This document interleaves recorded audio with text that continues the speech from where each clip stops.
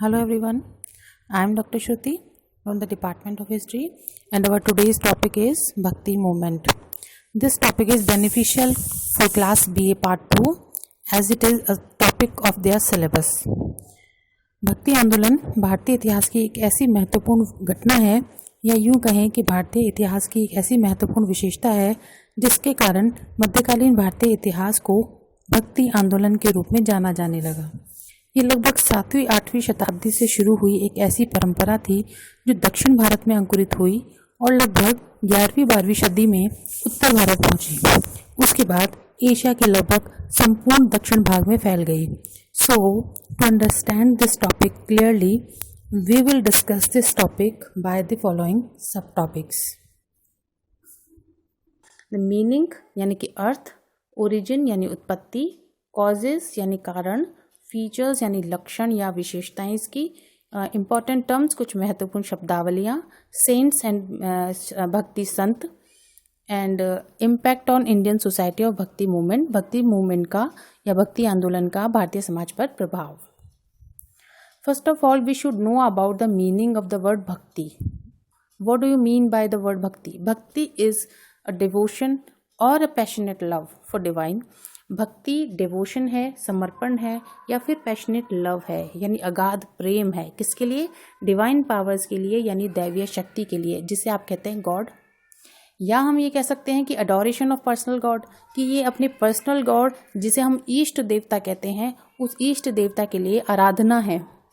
यानी आप उस भगवान के लिए ही सोचें, उस गॉड के लिए ही सोचें और उसी के प्रति पूरी तरह समर्पित हो जाएं, यही भक्ति है। And by using the different kind of worship, you can reach to our final destination, that is salvation. और भक्ति के पूजा के अलग अलग तरीकों को अपना करके हम अपनी जीवन यात्रा के अंतिम लक्ष्य यानी मोक्ष तक पहुंच सकते हैं। The Bhakti saints used to say that you don't need to sit in 100 hours of meditations or years of meditation to attain the God. Just your simple, flawless, selfless, greedless love can help you in attaining God within few months. कि जो भक्ति संत है वो ये कहते हैं कि आपको बहुत कठोर तप की, बहुत जप तप तपस्या की ज़रूरत नहीं है। कई सालों तक आपको एक ही जगह बैठकर किसी पेड़ के नीचे बैठ करके और फिर तपस्या करने की ज़रूरत नहीं है, बल्कि आपको क्या करना है? आपको करना है निस्वार्थ भाव से ईश्वर की सेवा, और यही चीज़ है जो आपको ईश्वर तक पहुंचा सकती है। ये भक्ति का जो कंसेप्ट है ये इस भक्ति मूवमेंट के दौरान आया। ये फॉर एग्जाम्पल हम कह सकते हैं जैसे मीराबाई ने कृष्ण को पूजा, तो कृष्ण को उन्होंने भगवान माना और उन्होंने उसको ग्रीडलेस तरीके से प्रेम किया, उनकी भक्ति की, यानी कि उनको निस्वार्थ भाव से उन्होंने भक्ति की। किसी तरीके का शो ऑफ नहीं किया, कोई बहुत सालों का कोई कठोर तप नहीं किया, उन्होंने कोई एक ही जगह पर बैठकर पूजा पाठ किया हो, ऐसा नहीं था। उन्होंने बस क्या किया? भगवान से निस्वार्थ प्रेम किया और फाइनली क्या हुआ? उनका भगवान से साक्षात्कार हो गया, उन्होंने मोक्ष पाया, उन्होंने सैल्वेशन पाया। So God requires only love, no austerity, no rituals, no havans, no yagya are required. यहाँ पर किसी भी तरीके की रिचुअल संस्कारों की, हवन, यज्ञ और किसी भी जब तक की इनकी कठिन कार्यों की ज़रूरत नहीं है। He doesn't require your donation, your charity and all. उसको आपके पैसों की ज़रूरत नहीं है, आपके डोनेशन की ज़रूरत नहीं है। तो इसलिए भगवान को क्या चाहिए? भगवान को चाहिए आपका प्रेम भाव, आपका निस्वार्थ प्रेम चाहिए, आपका समर्पण चाहिए। And this kind of bhakti, और you can say the devotion to achieve salvation was the key component of bhakti movement which was started as a religious reformation mainly in the medieval India. ये जो भक्ति मूवमेंट था वो medieval India में एक religious reformation के रूप में स्टार्ट हुआ, एक धार्मिक सुधार के रूप में स्टार्ट हुआ। और ये जो भक्ति था, भक्ति का जो कंसेप्ट है कि डिवोशन है गॉड के लिए, तो ये कंसेप्ट जो है वो की कंपोनेंट बना आपके भक्ति मूवमेंट का।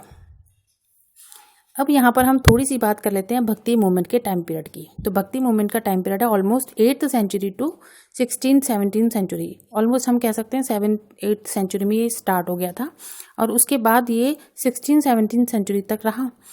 ये जो टाइम पीरियड अगर हम इसको कैलकुलेट करते हैं तो ये लगभग 800 साल का एक लंबा टाइम पीरियड है। Next we will know about the origin from where the Bhakti movement get originated. कहाँ से भक्ति मूवमेंट की उत्पत्ति हुई? तो भक्ति मूवमेंट की उत्पत्ति हुई है साउथ इंडिया से हुई है। और ये टाइम पीरियड अगर हम देखें 7th-8th सेंचुरी, तो थोड़ा सा हम इसको बैक में जाते हैं। तो बैक में आप जाएंगे तो आप देखेंगे कि गुप्ताज पीरियड में आइडल वर्शिप डेवलप हो गई थी। कई तरीके के और कर्मकांड जो हैं वो हिंदू रिलीजन में टाइम टू टाइम ऐड होते चले गए। तो गॉड की वर्शिपिंग में कंफ्यूजन क्रिएट हो गया कि कई सारी देवी देवताएं हैं। जैसे हिंदू वैदिक रिलीजन में तो 33 करोड़ देवी देवताओं के बारे में बात किया है। राम, कृष्ण, शिव और जाने कितने कितने। हिंदू कास्ट सिस्टम में लोअर क्लास, जिसको अनटचेबल कहते थे, they were not allowed to enter into the temples. उनको मंदिरों में प्रवेश करने की अनुमति नहीं थी। गुप्ताज टाइम में मंदिर भी बनने लगे थे, टेम्पल्स भी बनने लगे थे, और नागर शैली के, वो नागर स्टाइल के टेम्पल्स हैं। ऐसे में जब सेल्वेशन यानी मोक्ष पाने के लिए मंदिर जाने की बजाय सेल्फ सरेंडर या डिवोशन टू गॉड की बात हुई, या अपने अपने तरीके से अपने अपने गॉड को मनाने की बात हुई, जैसे कीर्तन के थ्रू, भजन के थ्रू, या आप अपने मन में ईश्वर का नाम लें और ईश्वर के निर्गुण स्वरूप की पूजा करें। आपको किसी भी आइडल वर्शिप की ज़रूरत नहीं है, किसी मूर्ति की पूजा की ज़रूरत नहीं है, तो आपको मंदिर में जाने की ज़रूरत नहीं पड़ेगी। तो ये जो लोअर क्लास थी, इसने भक्ति की इस फॉर्म को फॉलो किया, क्योंकि उनको मंदिर में जाने नहीं दिया जाता था। तो जब आप कह रहे हो भक्ति मूवमेंट के दौरान जब ये बात कही गई कि भक्ति आपके मन में होनी चाहिए, आपको किसी मूर्ति की ज़रूरत नहीं है पूजा करने के लिए, तो इस बात पर को फॉलो किया गया उन लोअर क्लास के द्वारा और मोस्ट ऑफ द पीपल के द्वारा, जो कि हिंदू रिलीजन्स के कर्म कांड जो थे उनसे बड़े परेशान थे। बाद में ये कंसेप्ट इतना पॉपुलर हो गया कि इसने एक मूवमेंट यानी आंदोलन का रूप ले लिया, जिसे भक्ति मूवमेंट कहा गया। इसकी शुरुआत होती है साउथ इंडिया से। जैसा कि मैंने अभी बताया है आपको कि साउथ इंडिया से ये ओरिजिनेट होता है। वहाँ पर हिंदू की 2 स्ट्रीम्स थी, या 2 कह सकते हैं हम सेक्ट थे। एक तो थे नैनार्स एंड दूसरे थे अल्वार्स। तो नैनार्स और अल्वार्स कौन थे? तो Nayanars were the devotees of Shiva and Alvars were the devotees of Vishnu. तो नैनार तो थे शिव के भक्त और अल्वार थे विष्णु के भक्त। तो ये बात कर रहे हैं हम साउथ इंडिया की। नॉर्थ इंडिया में इन्हीं को ही शैवाइट और वैष्णवाइट कहा गया है। तो एक सेम चीज़ के लिए नॉर्थ इंडिया में अलग वर्ड दिया है और साउथ इंडिया में इसको अलग नाम से पुकारते हैं। ये जो टर्म्स हैं ये दोनों इंपॉर्टेंट है अकॉर्डिंग टू द एग्जाम्स। ये आपके बीए के एग्जाम्स और आगे के एग्जाम्स के लिए भी इम्पॉर्टेंट है। तो जब ये मूवमेंट साउथ इंडिया से ओरिजिनेट हुआ तो उसके बाद ये चला गया नॉर्थ पार्ट में, नॉर्थ इंडिया में। लगभग 12th सेंचुरी के आसपास ये नॉर्थ इंडिया में पहुंच गया। लेकिन नॉर्थ इंडिया में 12th सेंचुरी जब है, यानी कि जब ये नॉर्थ इंडिया में जा रहा है मूवमेंट, उस समय नॉर्थ इंडिया में क्या सिचुएशन है? वहाँ पर मुस्लिम रूलर्स आ चुके हैं। पहले टर्किश इन्वेडर्स आए, जो तुर्की आक्रमणकारी हैं वो आए, और उसके बाद में मोहम्मद गौरी जब कॉन्कर कर लेता है नॉर्थ इंडिया को और वहाँ पर अपने एक रिप्रेजेंटेटिव को अपॉइंट कर देता है जिसका नाम था कुतुबुद्दीन ऐबक, तो वहाँ से एक मुस्लिम रूल स्टार्ट हो जाता है नॉर्थ इंडिया में। तो जब ये मूवमेंट नॉर्थ इंडिया में पहुंचा, भक्ति मूवमेंट, तो वहाँ पर इनको कुछ इस्लामिक लोग मिले, जो अदर रिलीजन एक मिला इनको। तो वहाँ पर भक्ति मूवमेंट का जो स्वरूप है वो काफ़ी ट्विस्ट हो गया, काफ़ी चेंज हो गया, उसमें एक बहुत ड्रास्टिक चेंज आया। और बाद में ये इतना पॉपुलर हो गया भक्ति मूवमेंट कि पूरे लगभग ये एशिया के साउथ वाले पार्ट में फैल चुका था। There were some causes also behind the origin of this movement.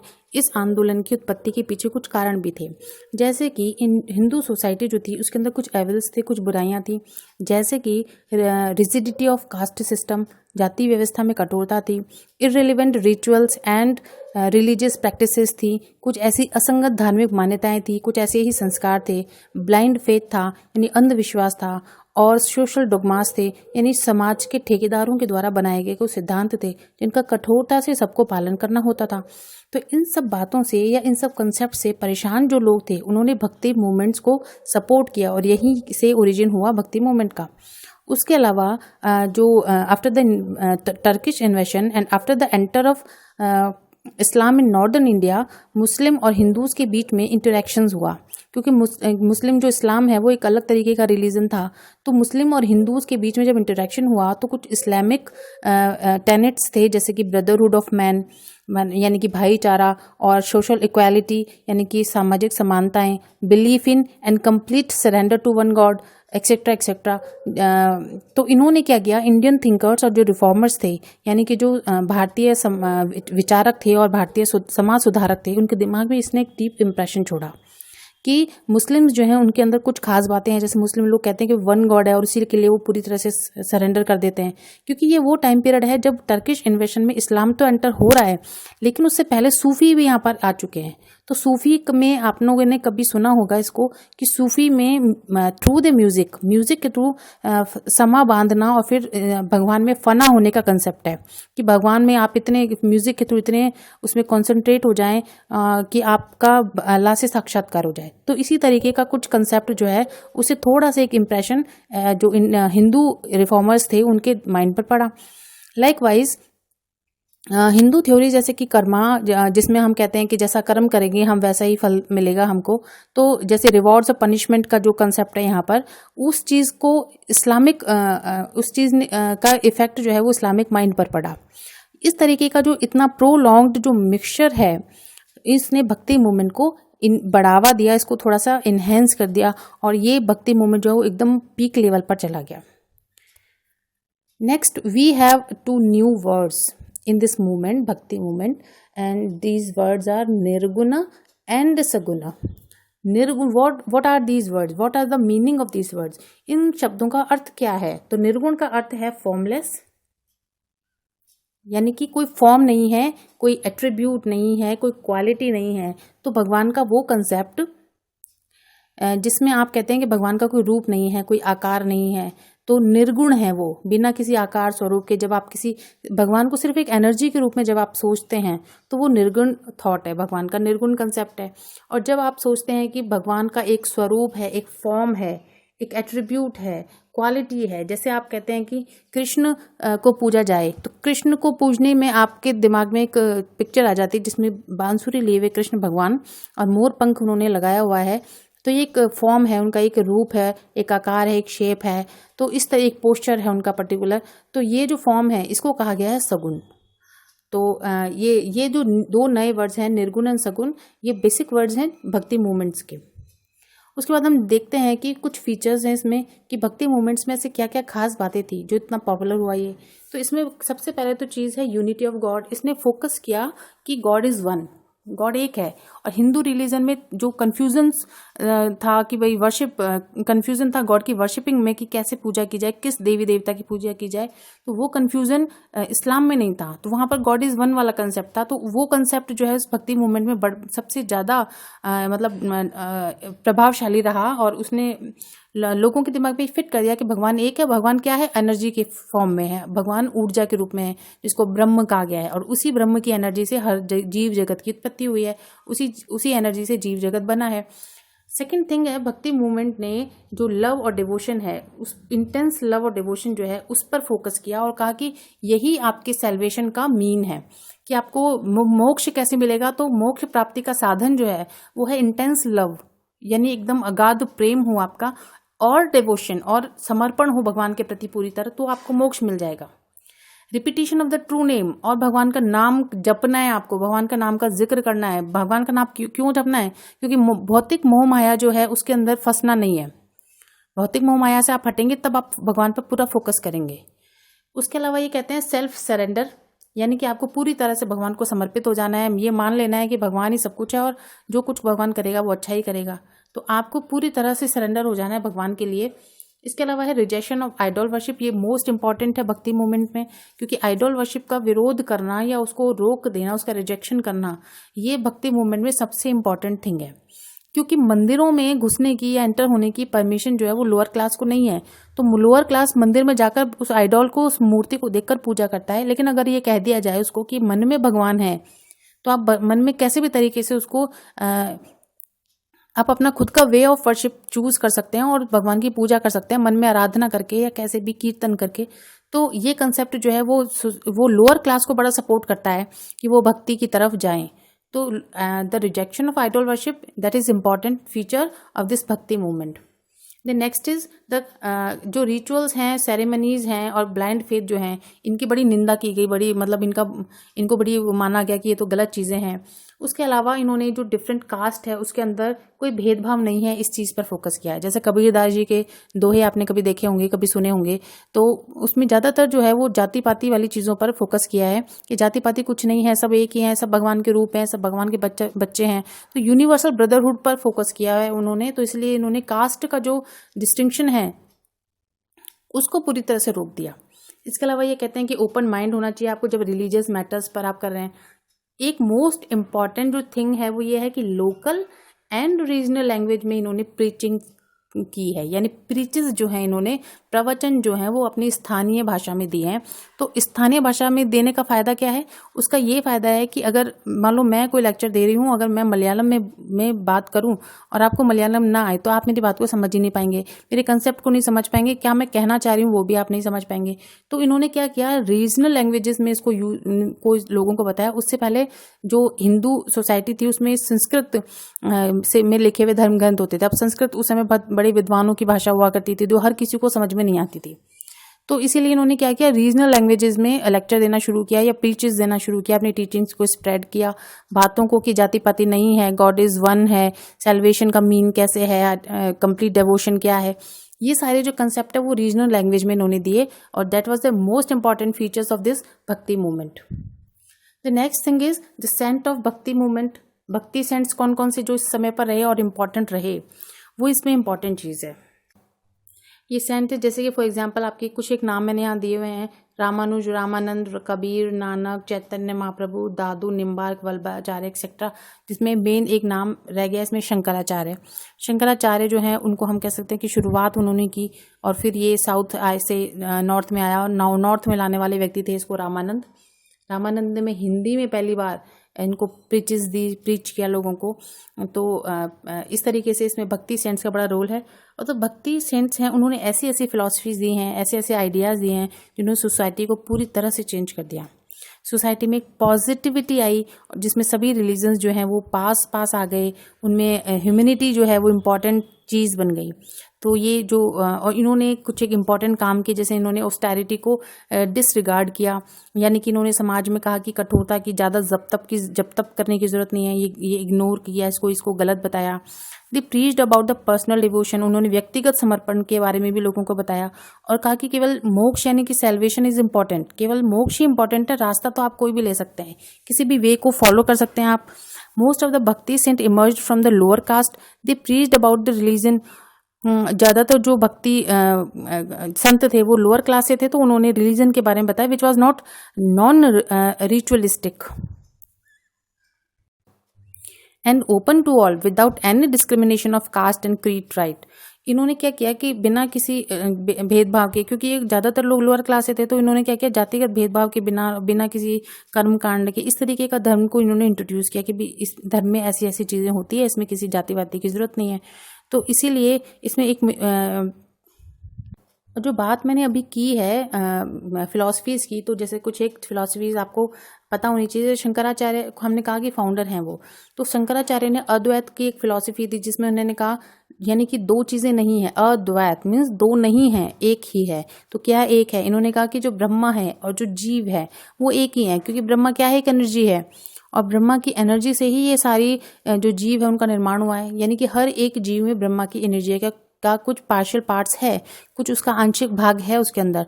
तो यानी कि सब ब्रह्मा भी एनर्जी है, यानी कि गॉड भी एनर्जी है, और जीव यानी कि हम और आप, जीव जंतु, पेड़ पौधे जो भी हैं, लिविंग थिंग्स जो भी हैं, ये सब जो है वो उसी एनर्जी का एक पार्ट है। तो हम सेम हैं, हम एक ही चीज़ हैं, हम अलग अलग नहीं है। तो जीव और Brahma, these are not two different things, these are same.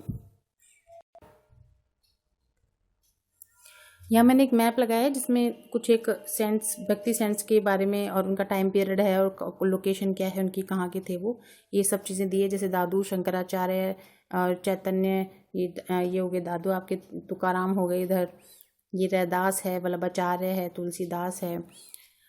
इसके अलावा हम देखेंगे द इम्पैक्ट। सबसे पहले क्या है, एक सबसे इम्पॉर्टेंट है इसमें हारमनी, कि हारमनी स्प्रेड हुई सोसाइटी में, सब मिलजुल कर रहने लग गए।